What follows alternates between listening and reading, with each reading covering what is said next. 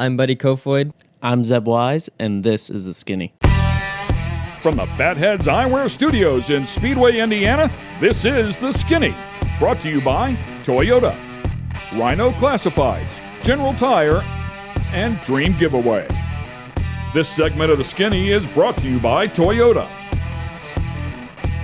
Once again, welcome back to The Skinny. Ken Stout here, and the track dude sitting alongside Michael Young. Thanks for sitting in there, Michael. And we have one of the young guns inside of the sport, courtesy of the Toyota Development Driving Program. His name is Michael Kofoid. They call him Buddy. That's going to be the first question we ask him, where that came about. But to follow up on what he has already accomplished, first of all, he's driving for one of the best teams in the business in Keith Kunz Motorsports, the 2020 USAC Rookie of the Year in the National Midget Series. Also qualified for the A-Main in his rookie season in 2020 at the Chili Bowl and finished 7th. What an accomplishment that is, to say the least. Has finished 3rd and has finished 2nd in the prelim nights there at the Chili Bowl. Buddy, welcome to the show, man. Yeah, no, thank you for having me on. Should be fun. So where did the name come from?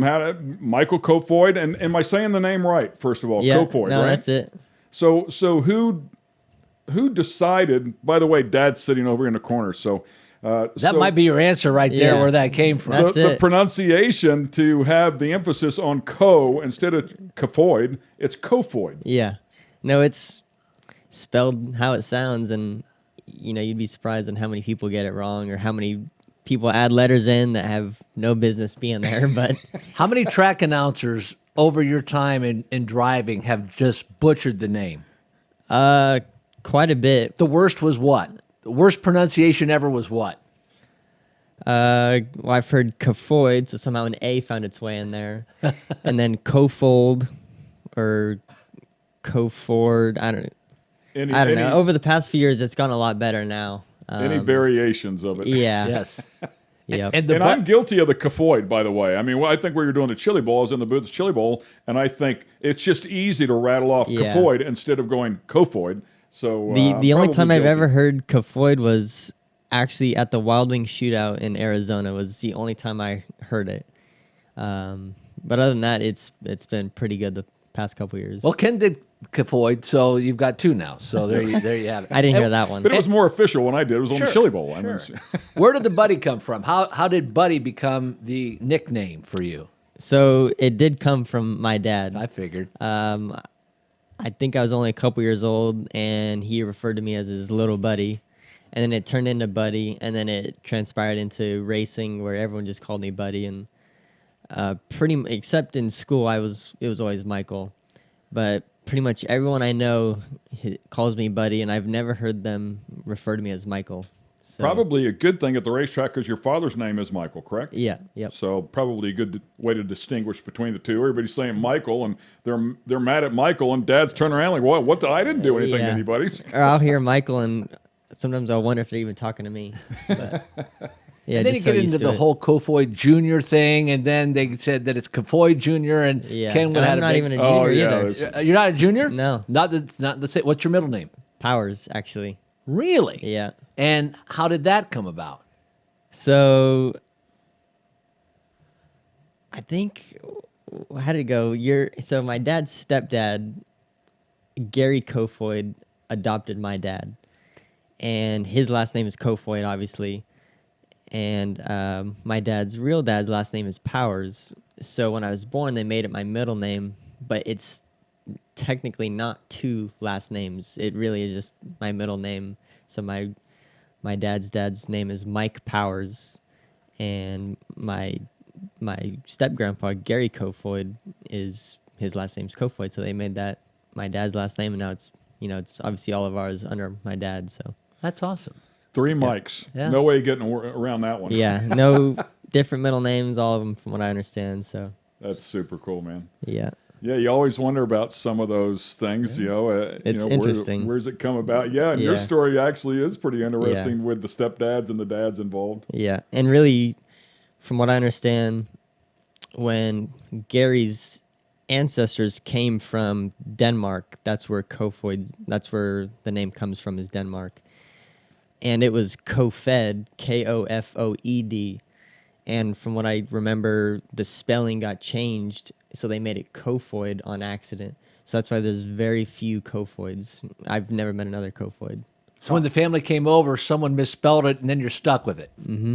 Yeah, the people that, I guess, I don't know if it's when you come into the country, whoever those- takes your name down. Those Ellis Island people, they were horrible. You know, Yeah. they did the same thing. My wife's maiden name is Houlihan, and they did the same thing. They changed the spelling there, too, whenever they came over from Ireland. So it's not the first time I've heard of that Yeah, happen. it's unique. So you got an interesting piece on your right wrist there. What's going on with the right wrist? So, July 24th, actually, on my dad's birthday, too. I was running a pavement late model in Elko, Minnesota. And long story short, passed the guy. He got in the back of me and didn't get off me and drove me to the fence into one and left-sided. And everything, like transmission, motor, and everything, broke out of the car and shifted over to the left. And the shifter crushed the sheet metal next to my seat, and it was close to the wheel in my seat. So they think my hand bounced off the shifter and fractured my navicular bone. So I've had it on for a little over 2 weeks now. So hopefully I can get it off in the next few. And And your foot as well, correct? Yeah. All it did, but it chipped a bone off the top of my foot. And they said there's nothing you can do about it. It doesn't hurt right now, really. I'd say it's probably 80-90% already.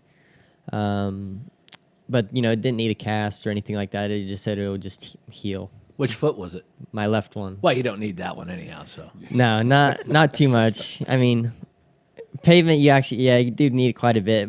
And the dirt stuff, you can kind of get away with it. But the first time I got back in a car was about a week later, and I didn't have any pain really in my foot. It was just certain movements just kind of flares it up. But You're left foot breaking in the midget, aren't you? a little bit, yeah. A handful. Wing sprint cars definitely quite a bit. Yeah, so I read where you said the wrist actually is too painful to drive the wing sprint car, but you were able to push through on the midget. Yeah, I wouldn't say it's painful for the sprint car. It's just it's a different technique compared to the midget, where like you're a lot of left hand, and I flip my right hand a lot in the midget, and at the time I thought I floated it a lot more until I got in. I was like, oh, I actually use my right hand more than I thought, but. Where a wing sprint car, you use your both hands pretty equally, I'd say, and especially I was gonna run the nationals, and I thought it was a good idea to take it off, unfortunately, but I got some advice from other drivers, and because I've never been there, and they say use right hand a lot, and I could barely even. I can't use my wrist, and as you turn the wheel, you bend your wrist to compensate so you don't have to chicken wing your arm. And so I was pretty much down a whole hand. So in the midget, I can kind of get away with it, though. So I heard that they actually molded the cast to the steering wheel, or the shape of the steering wheel. Yeah, so I brought my wheel with me because I get my cast changed every 2 weeks, actually, since they're letting me race with it to keep it clean, and since I'm probably going to be abusing it a little bit, but they held the wheel. I held the wheel, and they molded it just around here, and kept my palm open enough to where I could get my hand on it and hook my thumb on it, and somewhat keep it rested on it, or give it a little feedback, or use it a little bit if I need to. So, go ahead. I saw a video that was, I thought, hilarious and quite ingenious on your part, where you took a glove and cut up a glove and some socks, and you made a whole new type of glove. Yeah. Tell us about it. So K1 helped out a lot with that. We went to their store in North Carolina and said, well, we need to mess with a couple different size gloves, since I'm a medium and the cast is a lot thicker. And it was like, so we just cut up some gloves and picked which ones worked the best and tried different things. And because usually the gloves go down to here, so we cut it like to here, just because it got so tight over the back of the thumb and into the wrist where I couldn't get it on. So we cut it and kept it kind of open up where it's cut down the sides, so it's almost gonna like pull it like a handle almost, and then with the flap and the rest of the cast exposed, we cut up a sock and just rolled it over it. And then it sets over the cuff of my suit. So it keeps everything kind of closed up and it holds the back of the glove down. And we call that contraption? I At believe the- you said a gawk is what gawk. you, yeah, is what you, But so, and then I thought of a better word to use after that, which they couldn't use. I said a Glock. well, But it I probably- thought- I see, believe this- that's a weapon. right. And, Yeah. and that's, well, and with and with that cast, it could be, but that's what I was thinking. I'm like, man, he's so good that in his mind, in that one moment, he said, well, I can't say Glock, so I'll call it a so gawk. And I said it after that, and like, oh, we can't use that. It's like, all right, that's fair enough. They've already trademarked that one. So Yeah. you can't use that one. Hey, we're going to take a quick break here. We'll be right back in just a few moments with more action from Buddy Kofoid. Kofoid, see?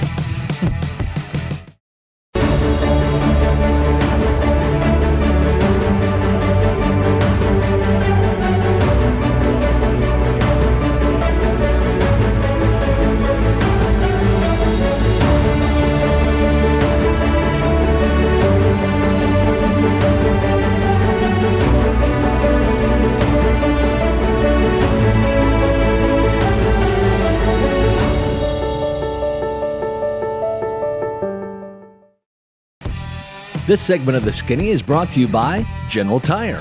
It's more than just a slogan. Anywhere is possible with General Tire. General Tire's Grabber X3 mud terrain tire offers aggressive styling and is engineered for durability with innovative performance features that are ready to carry you through extreme mud, dirt, and rock-covered terrain.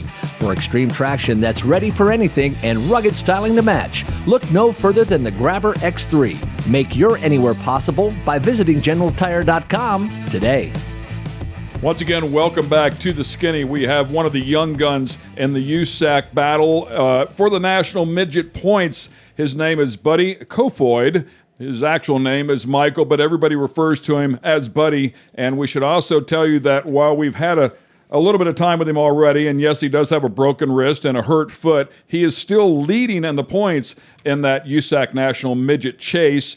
About 20 races or so left to go inside of the season, so there's a lot to be accomplished yet.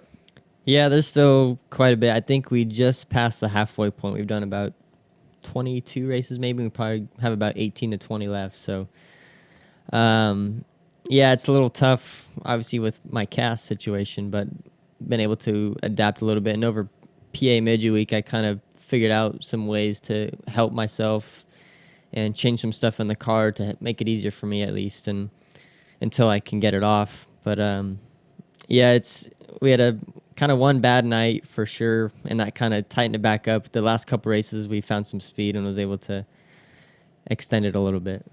So the obvious choice is, when is it coming off? I'm sorry, the obvious question is, when is it coming off? I would say hopefully the first week of September, second week would be my hope. First week, roughly. So how old are you? 19. So you're 19. The NASCAR series was just in Indianapolis for the big race weekend at the Indianapolis Motor Speedway. And there's also an event going on at the Speedway called the BC39 on the dirt track there. Mm-hmm. Now, at the age of 19, you became a coach for some pretty familiar names in the racing world. Tell us about that story. Yeah, so one of the really cool things is for me being involved with Toyota is getting to work with or like hang out with some of the the bigger drivers in NASCAR, NHRA, and stuff like that.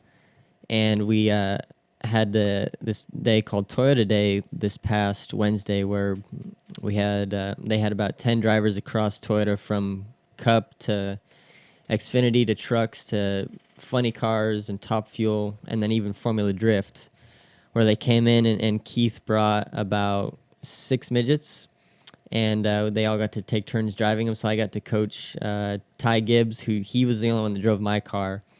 As far as him and I were the only one that were the same size, really. So I only had one guy in my car, so I got to work with Ty a lot and hang out with him, and then I got to talk to Martin Truex a lot, and then Daniel Hemrick quite a bit, and so it's cool to hang out with those guys and watch their progression actually from when they first got into the last time. So yeah, it was a pretty cool experience, and just a different role for me that I've never really got to experience before. So is it hard cool. not to be a fan in that situation, that like you're the professional in a midget, Yeah, and you're coaching these guys, but at the same time looking up to them ever so slightly and like, boy, I Yeah. want to do what they do someday? Yeah, no, I would agree. Ty was really cool, but I thought Martin was really cool to hang out with and to just like see his reaction to the midgets and like I told Ty, I said this will probably be one of the coolest experiences you've gotten to do, and then like he got to do clubhouse. He's like, well, yeah, that's pretty cool. So none of those guys have really done dirt. So to go from an Xfinity car, ARCA car, Cup car, whatever, to a small wheelbase dirt midget, I would think would be quite a bit of a big change for them and probably a lot of fun. So it was cool. It was also hard not to, I wanted to drive too, but it was just as cool watching them. And like I said, like watching their progression was just like huge. Like Martin from the beginning of the day to the end was like a huge swing, and he looked pretty good. And Antron Brown was really good, and it was a timed like a competition type thing. So I was working with Ty a lot, and actually Jarrett, my crew chief, like we were making changes every time we went out, like treating it as kind of a big deal. Like we want to win this thing, and didn't quite do that, but it was quite a lot of fun. That's pretty crazy. I mean, Martin, you would understand. I could see him adapting and putting it together, a little quicker than, say, an Antron Brown. I mean, here's a guy that goes straight for a living, hops inside of this thing, and he was doing a good job, huh? Yeah, no, it's like Antron, his first one was not that great. A little sketchy? Yeah, but his last round, he looked good, and was on the throttle and entered the corner good, and kept it rotated, and didn't let off and get it tight. So he looked good, and really they all progressed pretty well, I think. But that Ryan Turk from Formula Drift, like he was, his first one to his last one is really, really cool too. And it's funny watching him because those drift guys, they got the handbrake, I would assume, and they're always moving their hands around. So he's trying to enter the corner with throttle, and then you can hear him push the brakes, so it bogs it down instead of like getting on it, getting off, and getting the car set. And then you could see him, he's like moving his hands around like he's got a wheel and he's trying to turn it, which the Formula Drift cars, they their wheel probably turns a lot more than ours is just probably 90 degrees each way, and he's throwing it in, then he's dropping a hand like he's trying to cut it around, but it was crazy, and he was pretty fast too towards the end. But it was like watching the inside, like we were on the infield, so watching him get in the corner, watching him like drop his hand and then like grab it again is like, the wheels don't turn that much. But it's funny. It's cool. It is pretty cool, the different disciplines, to see what those habits that those guys are going to bring in, and then be in something completely different. And of course the midget has such a high level of respect, from history, watching the best in the business come through that, and then seeing somebody do what you're doing, and then have those guys get in it from their discipline. I think it's a really cool moment, and the fact that they chose you to come out there and work with those guys is super cool. Yeah, no, it was a blast, and like I said, that's one of the many cool things that I get to do as far as being involved with Toyota and meeting those guys, and then getting to do those cool little events. So the BC 39 coming up, you're part of that, racing with a plethora of names in motorsports, from Chase Elliott, Connor Daly, all the way down to some of the very, very best. Zeb Wise, who won the last one in 2019. Big event for you coming up. Looking forward to it, I would imagine. Yeah, definitely. I would say this is probably one of our biggest midget races that we get to run for this year, as far as prestige and what it means, and then even the money. And also, this will be my first BC 39 as well. I haven't been in midget racing that long, and my first year was last year, so we didn't get to run it. So, that in itself will be exciting, just to race at a new place for the first time. Yeah, for those that don't know, Brian Clausen, one of the all-time greats in midget sprints and Silver Crown cars. Was he an idol of yours growing up? Yeah, I'd say, him coming from California and moving to Indiana is kind of the similar path that I've taken so far. Like you said, he was probably one of the best all-around versatile drivers, I would say, of his time. Kyle is another example, obviously, and Tyler Courtney does a really good job at it too. But Brian was, he'd win in whatever he got in. So, yeah, I would say definitely. So how does that relationship begin with Keith Coons Motorsports? Does Dad pick up the phone and say, "Hey, Keith, is there an opportunity? Can my son drive with you?" Or is that a Toyota-inspired move. That was a Toyota-inspired move. I had been racing sprint cars for a handful of years in California and always wanted to go out to the Midwest. And I talked to Carson Macedo in 2018 and asked if there was anyone I could get a hold of to get out there to Ohio at the time. And he gave me a couple names, and one of them was Mike Linder, who at the time ran Ed Neumeister's program. And I called him and then did a couple races in 2018. They hired me full-time in 2019. So I drove sprint cars in the Midwest full-time. And then about August, I think it was, I got a text on Twitter from Jack Irving, who manages the Toyota driver development program. And he just kind of said, hey, like, it's Jack Irving, and explained what he did. And he said, call me Monday. I was like, well, yeah, of course I'm going to call you Monday. That's a good guy to get a text message from. Yeah, and, in a way, I've never really heard of that happening either. And that's like nothing. I don't come from money to where I could just pick up the phone. Like, I'm in it just based off of them hiring me. Otherwise, at the time, I had no intentions of getting in a midget. I was in the process of looking for another ride to go out probably more of a national level in sprint cars. Like, I had no idea I'd be running midgets and be with Toyota. And so then, I did a handful of races at the end of 2019 when the first year I moved to Ohio and ran sprint cars. And I actually won my first race for Keith in the midget. And then I ran second and third my next two races. And then did a couple of USAC races out west and ran 6th at the Turkey Night. So it was a pretty good first few races, I guess I would say. And at the time, I'd really never ran a midget before that, so I had no idea quite what I was doing yet. And then, my next race was Chili Bowl, and ran 3rd in my prelim, and then locked in the show and went 12th to 7th, and was pretty good then. And all last year ran USAC full time and Power Eye when USAC wasn't racing, and it's same schedule this year. So it's been a blast running for KKM and getting to represent Mobile One in their house car, and getting to do it with Toyota too has been pretty cool. We wish you the best of luck, my friend. Obviously, you're a tough guy. You don't keep scrapping with a broken wrist if you're not.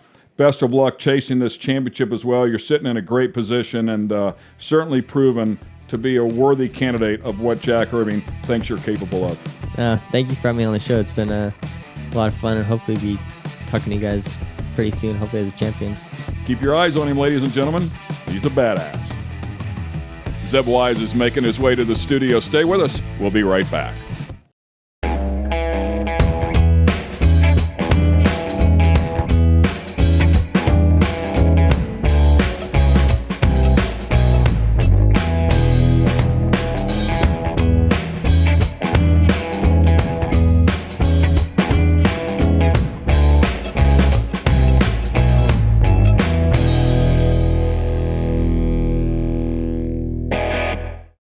This segment of The Skinny is brought to you by Rhino Classifieds. Tired of all those ads and random stuff that shows up when you're looking to buy or sell your car parts? Rhino Classifieds was created just for you. Welcome to a streamlined buying and selling app created by racers for racers and race fans. Modified cars, classic cars, race cars, that special big block you need, the trailer to move your baby around the country in. We got you at rhino.co. Once again, welcome back to The Skinny. We love this show because we're able to bring a lot of the superstars, but some of the young and upcoming talent as well. Of course, we just finished up with Buddy Kofoid. I'd like to welcome back to the show Rico. You've been super busy, my friend. Great to have you back at the desk. Great to be back. I thought Michael was trying to take my job, and apparently I'm back on, so this is good. Well, I saw you carry him out by the nape of his neck. I think you're safe for a little bit. So That's it. Good stuff. And joining us now is one of those young guns. Matter of fact, filled in for Buddy Kofoid just a week or so ago. Let's welcome him to the desk here. Zeb Wise, come on in, bud. Great to have you with us. Zeb, by the way, doing great in the All-Stars, 5th in the points, does have a win The 2020 All-Star Rookie of the Year finished third in the points, had a win there as well with 3 top fives, and probably your biggest win, correct me if I'm wrong, the 2019 BC 39. Pretty special moment, man. Yeah, that was a special day for me and everyone at Colossus Marshall Racing. That obviously that race meant a lot to them for obvious reasons, and that was a very special day. We knew leading into that we were in a pretty good spot after Wednesday coming out of the heats, and I just remember sitting down and just like, man, how do I not screw this up? I'm in a good spot. Let's make the most of it, and started 5th in the feature, and everything just kind of fell right in line. Got to the lead a little early. I was a little worried, honestly, that I got to the lead that early and was a little scared that we were going to be too good too early. But everything played in our favor and somehow didn't wreck with Kyle and ended up winning. Yeah, a great battle with Kyle, too. Matter of fact, as I recall, I think Kyle might have fed you a right rear that ended up cutting his own right rear, and boom, he was gone. Yeah, I just remember the 2 or 3 laps before that, well, there was a caution, and then the 2 or 3 laps before that caution, me and Kyle were just getting started on a battle, and then caution came out and we had that restart, and anytime you have Kyle breathing down your neck, you're nervous. And I remember going down into turn 1 and I didn't see him and I thought I was safe, and then I went into turn 3 and here he came, and then it was a long slider, and I did everything I could to stay off of him. At first I was like going to check up to let him go by, and then I was like, oh, it's too late. I got to try to go around it. And then, he clipped me in the left rear. And honestly, I have no idea how my car didn't break, because I was 4 wheels up on the wall, and I think it ended up bending my drag link, and the car was a handful from that point on, but hung on. And it's worth mentioning, this is a couple years ago. He's 18 now, so 16 years old, battling with arguably, I think anybody would call him the best in the business as it stands here today, Kyle Larson. Yeah, and it's funny, we look at that race, but I think one that stands out to me is Action Track, and that was that year as well, 2019.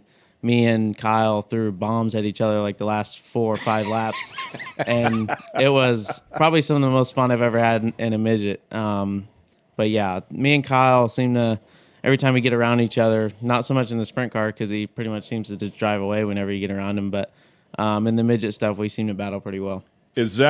Are those moments, they have to be confidence builders, but in the moment, do you take a second or a portion of a second and say to yourself, man, I'm good enough to race with somebody at this level. I've got this, man. I'm going to battle with this guy. I'm not going to just give it to him because it's Kyle Larson. Yeah, I feel like you see that a lot too. Those, when guys get in battles with him or Bell or guys like that caliber, they don't really back down, but they don't race them as hard as they would anyone else.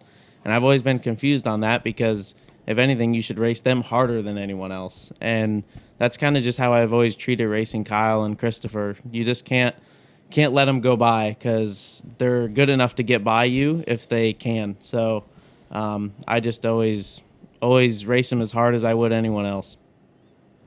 Amazing stuff. And, at the age of 16, we had Kyle on, I guess it was Chili Bowl a year or two ago. Yeah. That's the year he had flipped violently down in Australia or New Zealand. Yeah, had blood. I was there for that. Yeah. Oh, were you really? Yeah, I was in New Zealand the same time he did that. That was crazy. Tell us about it. Yeah, I just remember I was sitting in staging, and I'm ready to roll on the track at Western Springs, and I look to my left, and I see this car flying through the air, and I'm like, ooh, that was big, and I'm about to go on the track, so my crew guy comes down and he's like, hey, just be careful off of 2. That cushion's pretty big. And I'm like, who was that just flipped? And they're like, that was Kyle. And I'm like, no. I'm like, who was it? And they're like, that's Larson. And I'm like, oh boy. Because you never expect Kyle to wreck. Right. And it was pretty wild how it all went down. It was spectacular. Yeah. And in your mind, immediately you're like, well, if Kyle can wreck. Yeah, I know. I'm like, man, if Kyle's wrecking, what am I going to do? Yeah. So, yeah, that was a crazy night. And then you ended up having to sit out a few nights, which gave us a chance to run up front. So, just glad he was okay after that. I think the eye was the least of his worries. It's funny, the psyche of a driver is, if it's some back marker, he just made a mistake. But as soon as you hear it's Kyle, it's like, oh shit, that's real. Yeah. It's kind of like Klepper talking about Clay. Yeah. You know, when they went out there and media day and immediately trashed the back Yeah, end of the you don't car, have to so- flat-footed around there. Boom, Yeah. boom, out of the park. You know? Yeah, exactly. So you're splitting your time between midgets, wing sprints, anything else you're doing? Oh, every now and then I'll jump in a micro, but it's pretty far and few between. I don't really run them that much anymore. I like to go. I race obviously sprint cars full time on the All-Star Tour, and then I just jump in midgets whenever I can. We actually took 3 Matt Wood racing midgets home from Chili Bowl this year, and store them in our barn right beside the sprint cars, and just kind of run them. This will be my first time running it outdoors, but I'd plan on running some in midget week, and the way the All-Star schedule kind of panned out, we didn't get to, but. So yeah, this will be my first time outdoors, and none of the Matt Wood guys are here, so it's me and my dad and my brother-in-law, and see what we can do. My dad's been working on midgets for the last couple of years, so I think we'll be just fine. That's awesome. Yeah. Speaking of midgets, have you ever considered running the Fort Wayne race? So I have a lot of history at that race. To be honest with you, I ran quarter midgets there for years, and I apologize. I should say in the midget race. Yeah, no, but yeah. I really do want to run the midget race there. I've always grown up, obviously, going there, running quarter midgets. I always went there and watched midgets and watched Tony dominate there. And my dad actually is like co-owner in a midget that races that, Derek Bishak, and he won it a couple years back. So, yeah, it's Sounds it's a like cool you better event. be talking to the car owner, right? I need to get in there, huh? Yeah, I would love to. It's a great event. I'm telling you, it's a lot like, it reminds me of, the speedrome. Like when, everybody was like, why are you racing the speedrome? Brian Clausen ran the speedrome a lot in the beginning. And I'm telling you, if you know how to get around that place, just like at Fort Wayne, if you know how to get around that place and stay off of somebody, you've got talent and it tracks anything bigger and up, so it'd be great to see you there. I mean, Larry Bowe's a good friend of ours as well, and that puts the show on, and so we'll be there. So You get Tony to put another car together, I'll be there. I'll be seeing him later. Maybe we'll come by your There pit you and go. have a word with him about it. So By the way, we need to congratulate you and let the fans that might not know who you are know some of your accomplishments as well. You mentioned the Chili Bowl. I know you've been there a couple of times in the midget. I don't know if you haven't made the A yet, right? No, I have Yeah. the worst luck in that building. Yeah, I saw you pass a lot of cars. Yeah, I'm good at passing cars there. You can do that when you start in the E. Yeah. But you made the Yeah. E to the D to the C. I Yeah. mean, you passed a lot of cars, but man, you've been really good there at the shootout. 4 A mains in 2 separate years. I mean, that's quite an accomplishment. And you do own a driller. You won one of those A mains at the shootout. Yeah, the shootout has been, honestly, I think I use all my luck out at the shootout instead of at the Chili Bowl, but yeah, the shootout's been so kind to me. I think I'm 13 for 14 on A main starts. Yeah, that race has always been so good to me, and I don't really know why. But yeah, just always been a race I really enjoyed. Hopefully, I don't know that I'll be there this year because hopefully I can go back to New Zealand and race some midget stuff out there. But yeah, hopefully You'll be Chili at the Bowl Chili goes Bowl. better. Yeah, I need Chili Bowl to go good for at least 1 year. nobody's traveling outside the What's country. wrong with him? Hey, we're going to take a quick break here. We'll be right back with more from the young gun, Zeb Wise.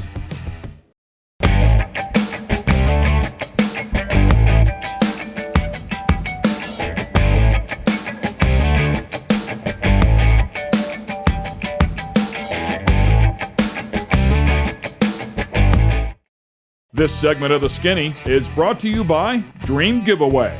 Dream Giveaway has been giving away high-end American muscle cars to raise money for charity since 2007. Dream Giveaway is known for giving away classic and new muscle and paying the federal taxes so the winners don't have to.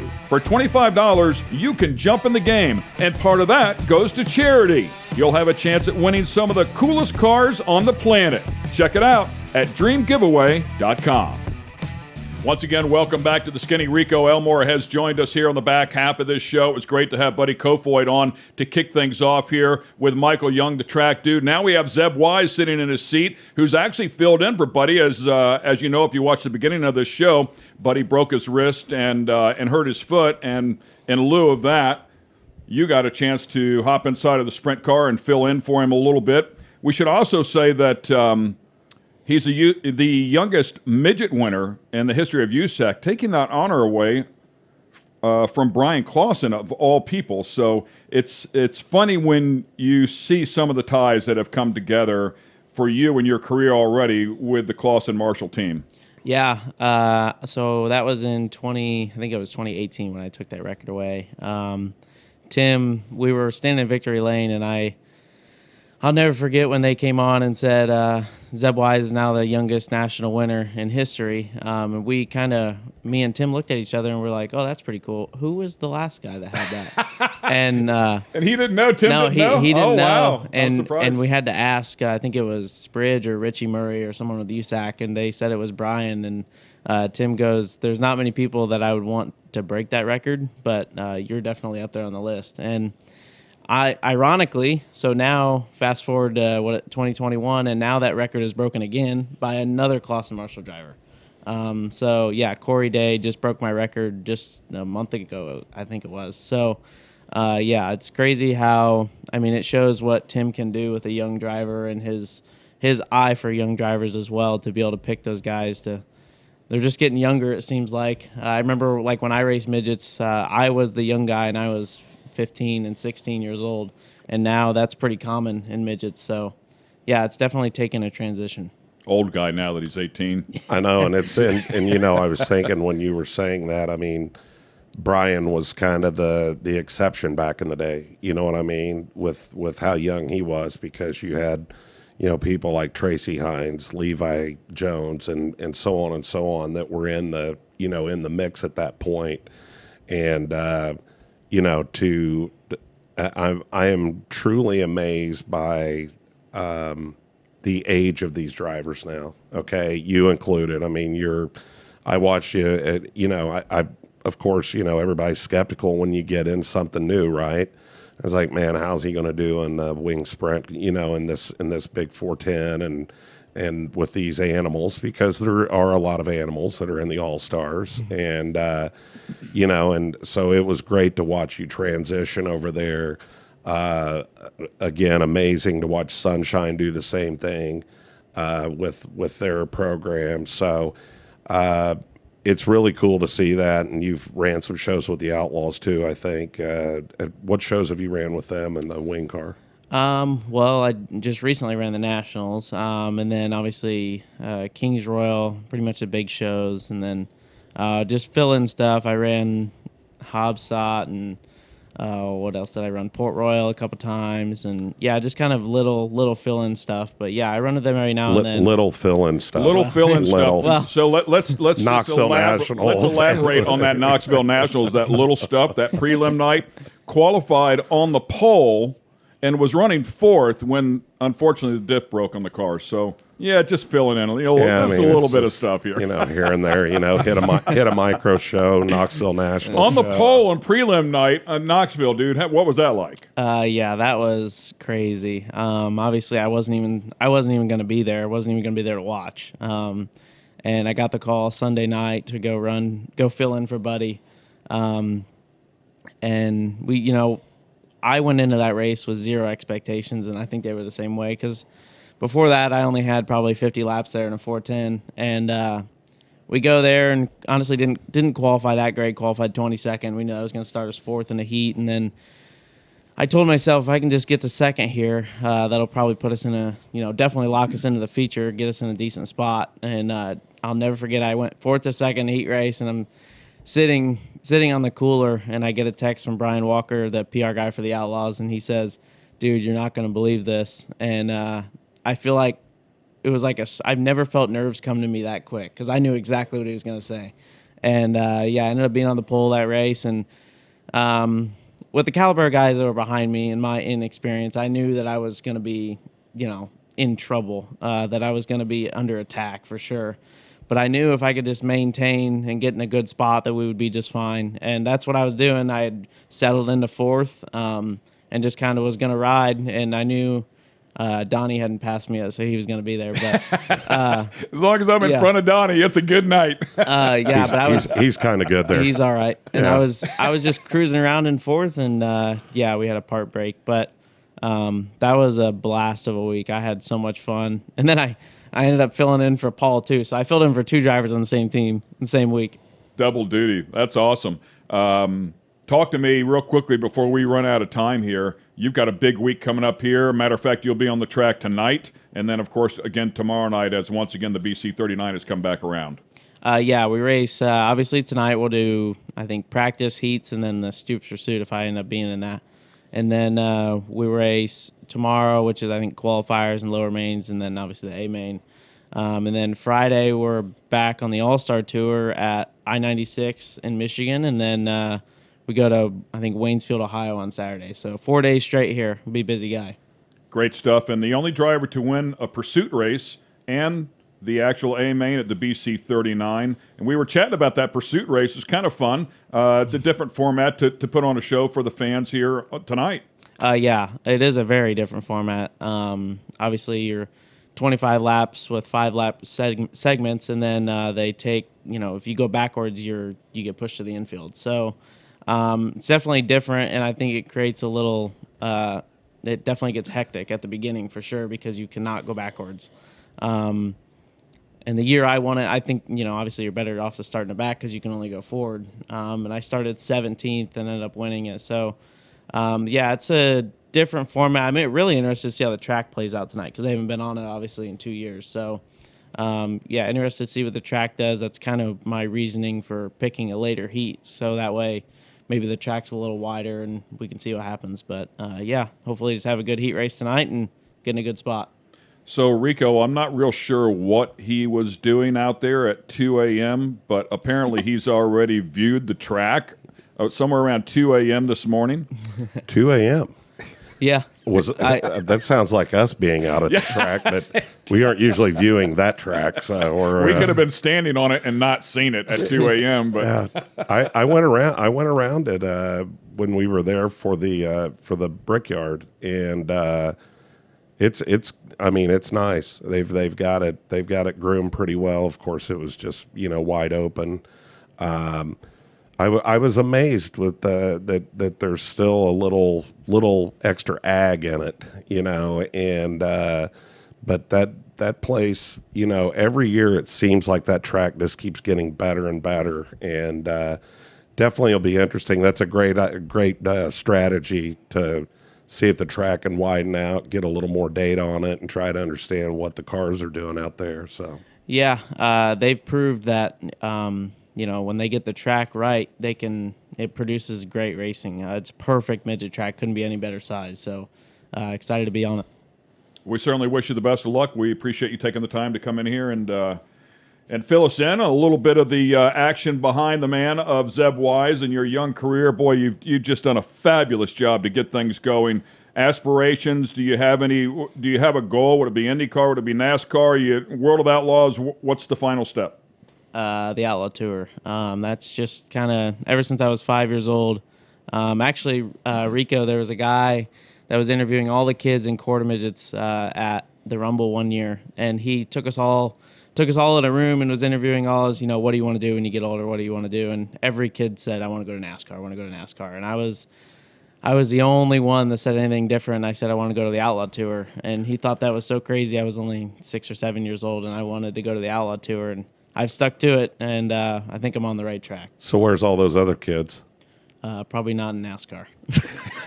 Probably not in NASCAR. That's about as good an answer not as even you close. get. He is racing Outlaws, and he's got the goal. So that's awesome, man. We're happy for you. It's a huge accomplishment what you've done. So. Yeah, thank you guys for having me on. Yeah, man, on that note, we'll wrap things up. You now know the skinny, or at least part of it, on the Young Gun Zeb Wise. Hope you enjoyed the show. We'll see you next time here on The Skinny.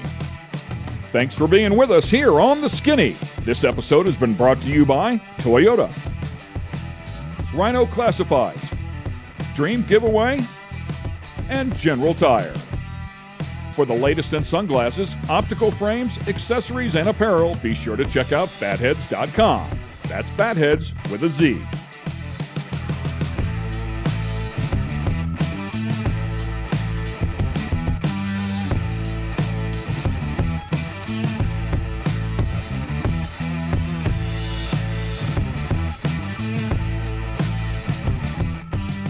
Production facilities provided by Fatheads Eyewear Studios.